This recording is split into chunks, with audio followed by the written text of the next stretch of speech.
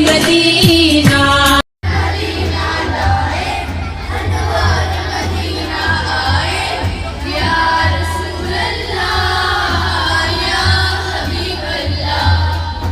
Allied school جوہر town hope campus میں محفل میلاد محمد مصطفیٰ صلی اللہ علیہ وآلہ وسلم کا انعقاد کیا گیا، جس میں بچوں نے بھرپور شرکت کی۔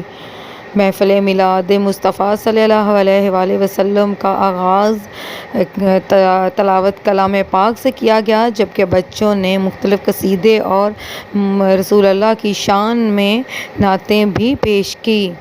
جبکہ محفل میلاد میں بچوں کے والدین نے بھی خصوصی شرکت کی۔